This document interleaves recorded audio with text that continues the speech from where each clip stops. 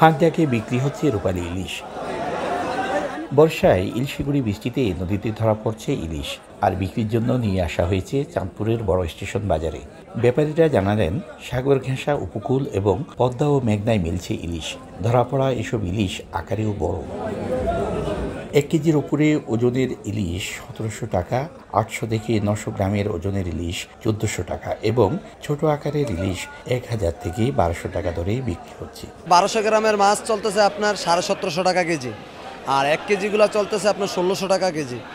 আর 500-600 গ্রামের যে মাছটা, এই মাছটা আপনার 1300 টাকা কেজি চলতেছে বর্তমান বাজারে। আর ক্রেতারা বলছেন, ইলিশ মিললেও দরদাম ক্রয় ক্ষমতার বাইরে। এখন জন্ম সনদ দিয়ে খোলো বিকাশ স্টুডেন্ট অ্যাকাউন্ট। নিজের বিকাশ নিজে কর। মাছের চড়া দাম, কিন্তু আমার ক্রয় ক্ষমতার বাইরে।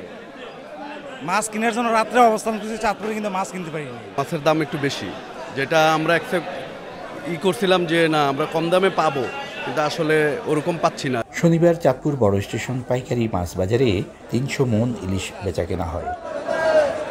ফারুক আহমদ, সময় সংবাদ, চাঁদপুর।